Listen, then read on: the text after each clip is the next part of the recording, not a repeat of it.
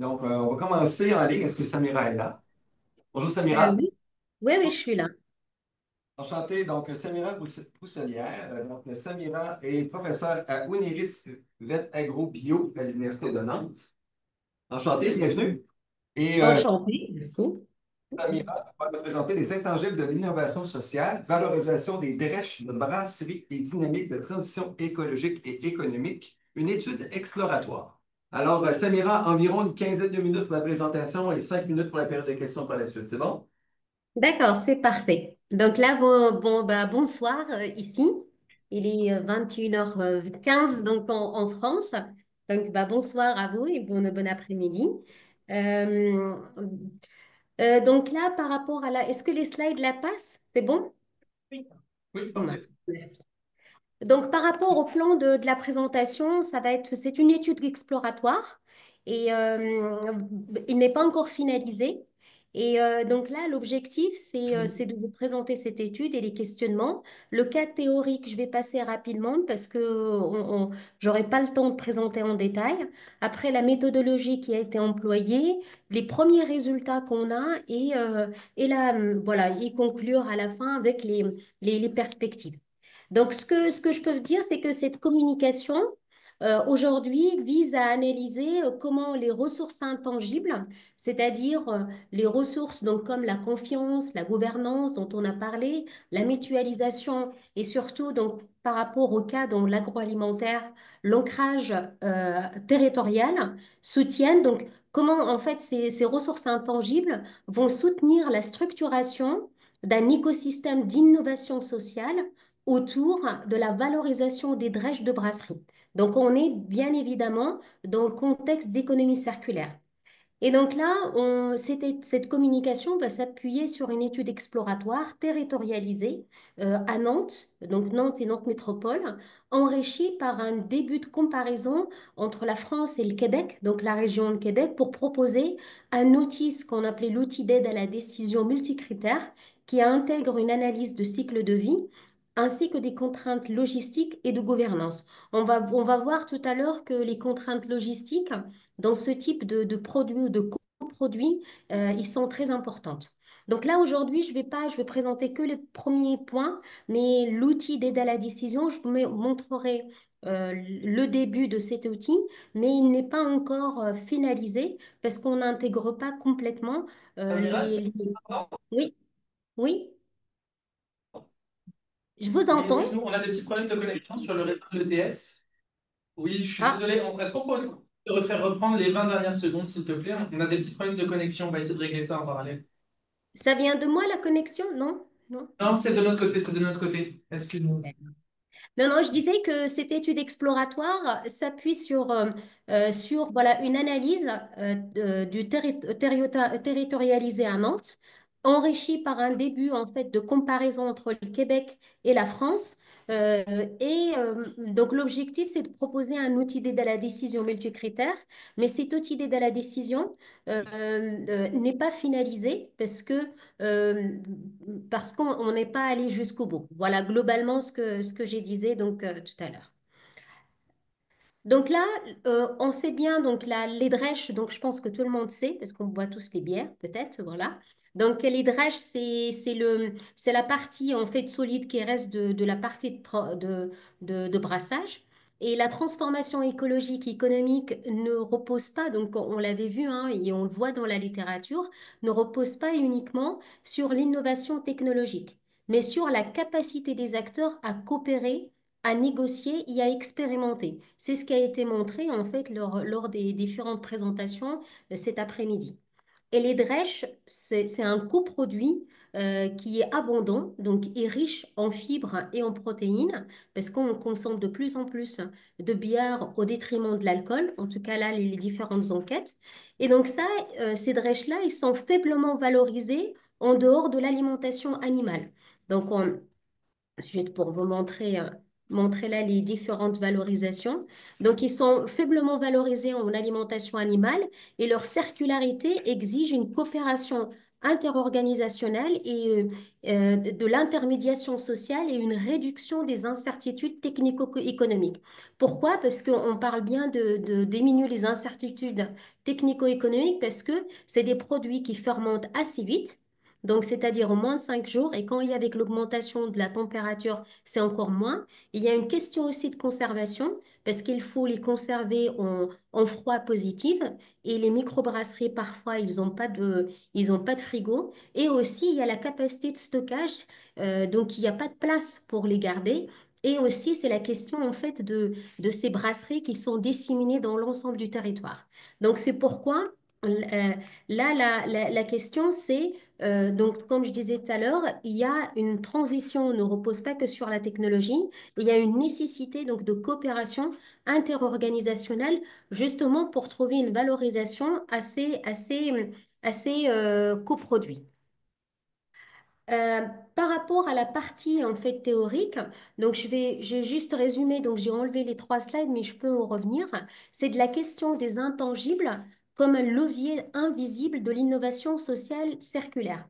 Et donc toute la littérature récente, donc là j'ai mis quelques références ici, sur les intangibles dans les contextes d'innovation sociale circulaire, montre que les ressources immatérielles comme la légitimité, parce que ça prend de la légitimité, la confiance, la cognition managériale et organisationnelle ou encore les réseaux sociaux jouent un rôle structurant dans la gouvernance interorganisationnelle.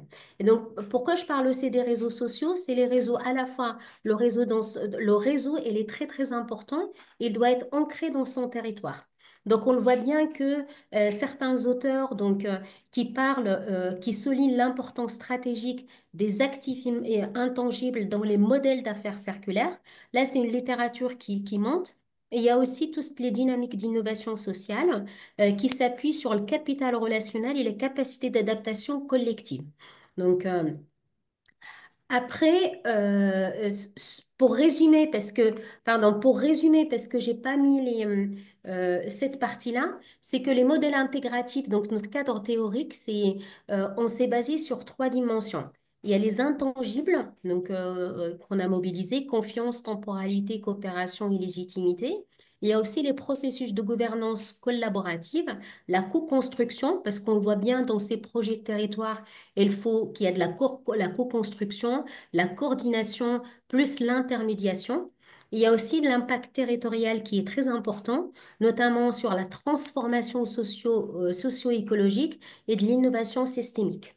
Donc, euh, notre approche, donc, il est ancré dans les travaux sur les actifs immatériels, la gouvernance adaptative et la transition circulaire globalement. Voilà, globalement, et par rapport à la méthodologie qu'on a mobilisée, il y a 3 temps de méthodologie. Donc, il y a un premier temps qui était des analyses qualitatives. On a mené des entretiens semi-directifs à Nantes et à Québec. À la fois, ces entretiens, ils ont concerné les entreprises de l'économie sociale et solidaire, certaines collectivités, des acteurs logistiques, mais bien évidemment aussi des brasseries. Donc, pour voir ce qu'il en est en fait de leur drèche. Il y a aussi, donc on a utilisé aussi des mécanismes d'intelligence collective. Par exemple, on a fait travailler sur, là, à Québec même, les acteurs pour dire qu'est-ce qu'on peut créer à partir de ces drèches-là, etc.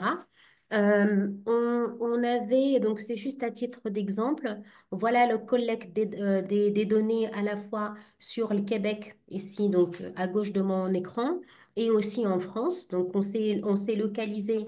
Donc, il y a pas mal de brasseries. On avait vu plus que ça, parce que là, j'ai que quelques brasseries. Il y a la Belle Chasse, bien évidemment. Il y a à l'affût, donc il y a l'île d'Orléans, etc.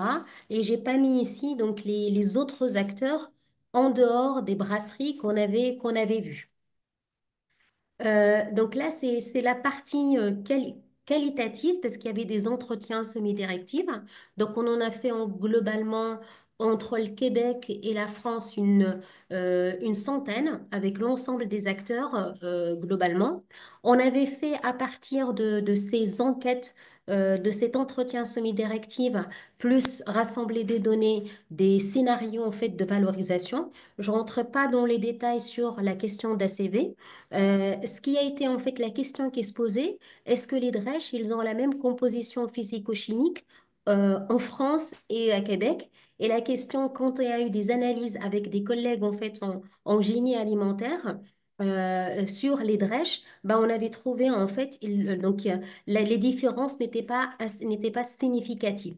Donc, pour faire l'ACV, on avait pris 300 kilos de drèches, que ça soit, voilà, c'était les drèches françaises parce qu'on avait fait l'analyse ici. Donc, puisque les différences ne sont pas significatives.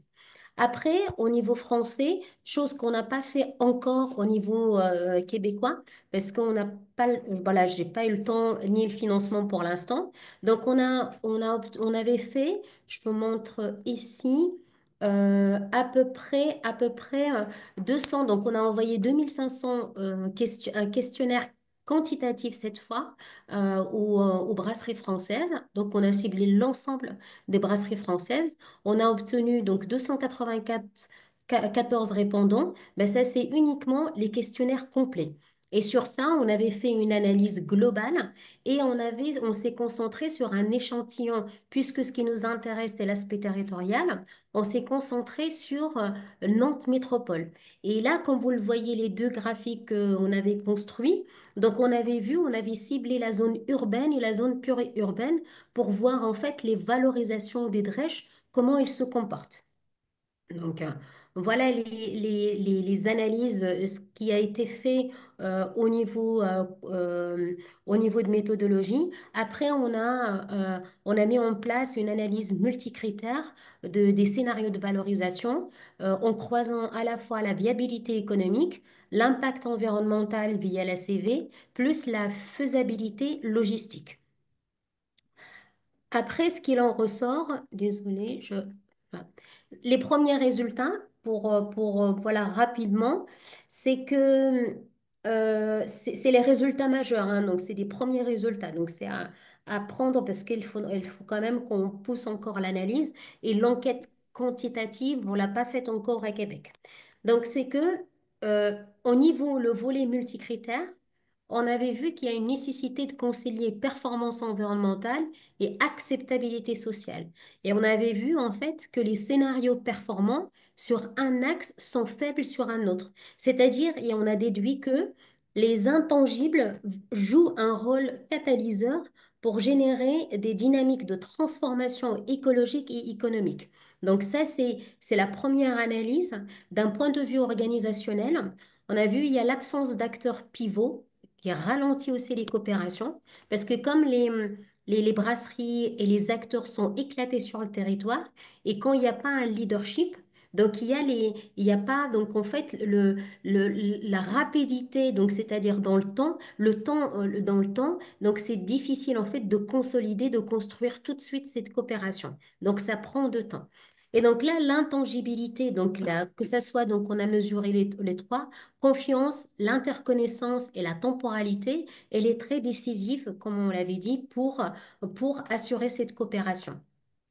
Coopération dans le sens coopération économie circulaire.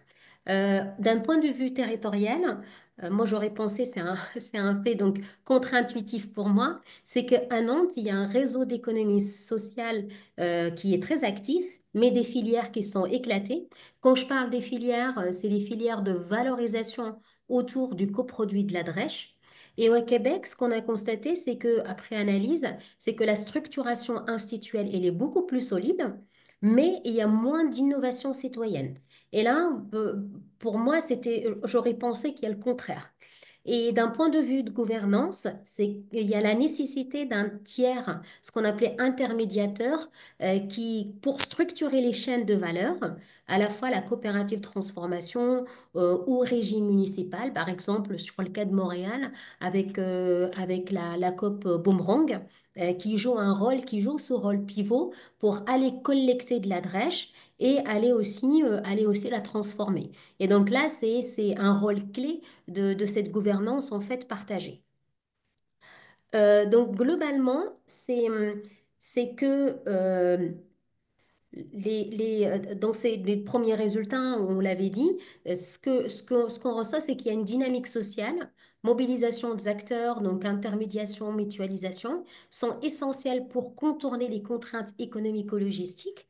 Parce qu'en fait, en France, il y a pas mal d'événements. Par exemple, il y a les brasseurs, donc il y a pas mal, ils faisaient pas mal d'événements pour parler de leurs problématiques. Elles faisaient aussi des événements, non pas contre brasseurs, mais donc toute la filière à la fois avec les houblons pour dire bah, on a besoin aussi de houblons, d'autant plus qu'aujourd'hui avec les droits de douane, parce que majoritairement le houblon vient des États-Unis. Donc là, aujourd'hui, il y a pas mal de discussions pour utiliser du houblon local ou bien comment aller s'approvisionner donc différemment.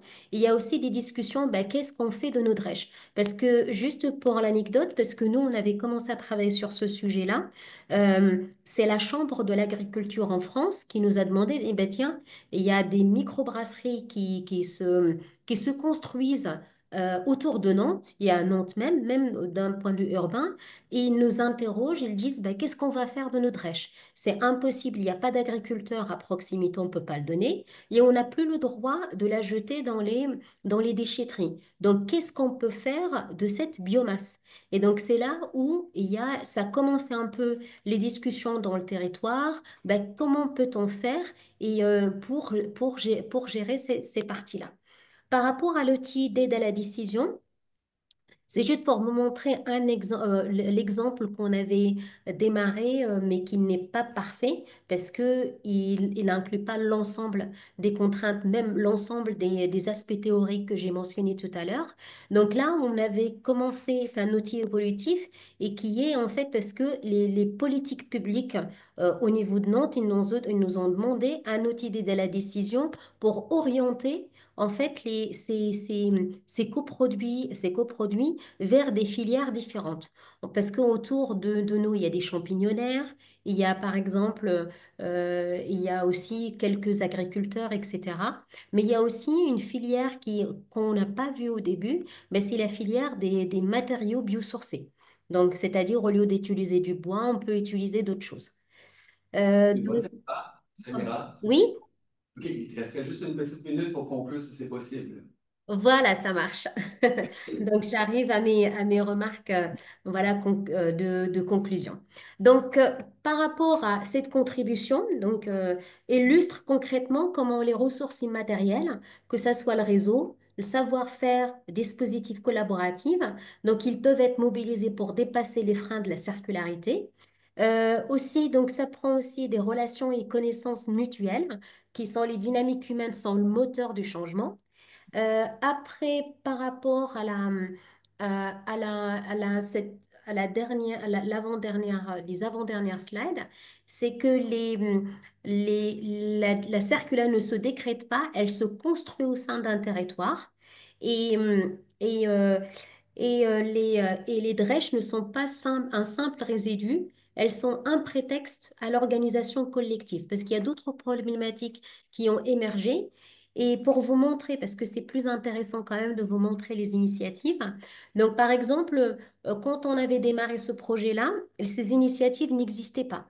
Et donc là, quand vous voyez sur le territoire nantais, donc là, quand vous voyez à droite, donc il y a une innovation donc d'un point de vue collaboratif, c'est-à-dire on avait dit on va allier à la fois performance et économique et écologique. Et là, c'est une tricyclerie donc, c'est les alchimistes qui va chercher les drèches. Donc, c'est vraiment à vélo. Donc, qui va chercher les drèches et elle va les distribuer selon les besoins. Et là, au milieu, c'est une entreprise qui a émergé. Ça s'appelle une entreprise Instead, donc en design circulaire. Donc, elle va utiliser, donc ils vont aller dans les brasseries. Chaque brasserie, elle peut commander des chaises, des tables, des couverts, etc. Qui sont faites à partir de ces drèches. Donc là, par exemple, le quignon, c'est l'utilisation dans les biscuits. Et ça, à la fois, c'est à la fois inclusif.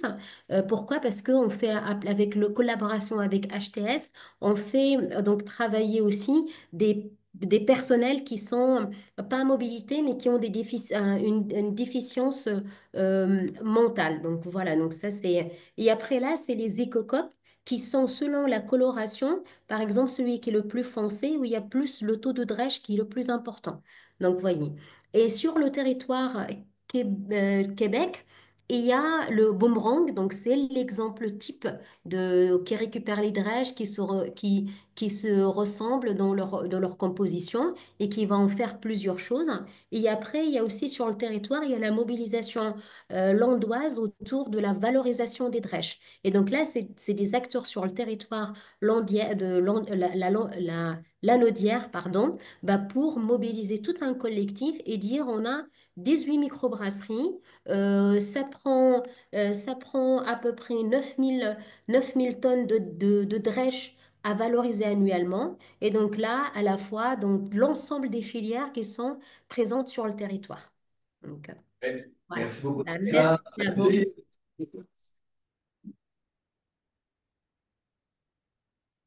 Et on voit l'enthousiasme derrière le projet. Je pense qu'il y avait beaucoup de choses à dire. Prochaine fois, on va vous l'inviter pour toute l'après-midi au complet. Donc, on va peut-être prendre le temps de prendre une question rapide ou deux maximum. Ensuite, on va pouvoir enchaîner. Est-ce qu'il y a des questions, réactions? Samira? Bon, François? une réaction, je vais simplement dire, ça, c'est un super exemple de ce qu'on discute depuis le début de l'après-midi, que cette circularité-là, elle se construit socialement également. Et franchement, c'est des super projets qui sortent de ces collaborations-là. Je serais curieux de savoir, il y a 2500 brasseries en France. Est-ce que j'ai bien compris? Oui, complètement. On a un... C'est ça, ouais, non. Sur le territoire. Et il y en a combien au Québec? Québec, je ne sais pas, il y en a combien, mais ne serait-ce que sur le territoire, voilà, autour de la ville de Québec, ben, il y en a pas mal. Parce qu'il y en a dans chaque... euh, je, je pense, parce que nous, en France, on a une enquête qui est faite donc, de Gillard tous les ans pour nommer les brasseries, les nouvelles brasseries qui se créent, celles qui fusionnent, etc. Mais je pense pas qu'il y ait la même chose à Québec. Ça serait intéressant de voir la dynamique de ce secteur-là. Et en Mhm. France, il y a le secteur du vin. Ils sont en train de pleurer parce qu'en fait, il y a une diminution de consommation du vin au détriment de la bière. Donc, voilà. Mhm. Faites une intervention? Ça donne soif. Comme tantôt, Raphaël. Merci beaucoup, Samira. Je voulais juste partager avec toi une histoire avec cette boomerang que moi je pensais intéressante pour rebondir avec ton sujet.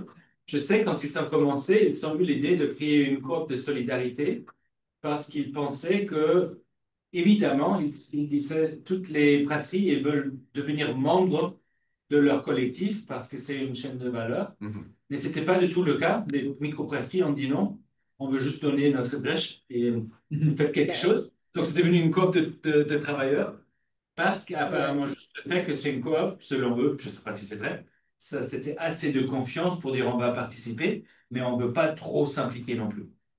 Et donc je Mm. voudrais savoir un peu C'est ça. comment tu juges tout parce que tu as dit il faut avoir un acteur qui organise un peu, mais aussi pas trop peut-être. Oui, mais c'est parce que c'est super intéressant là le cas de Boomerang parce que en France c'est pas possible, mais là-bas à Montréal ils récupèrent en fait la taxe des ordures. C'est Mhm. grâce à la taxe des ordures de la municipalité qu'ils vont aller collecter les drèches et les transformer. Et c'est en France, on n'a pas ça. C'est pas possible. Donc, Mhm. dans la législation. C'est pourquoi là-bas, l'agilité en quelque sorte institutionnelle, il existe pour faciliter aussi ces types d'innovation. Nous, c'est bloqué. Ouais. Merci, Raphaël. Merci. Parce que malgré l'heure, tu ne manques pas de passion, c'est formidable.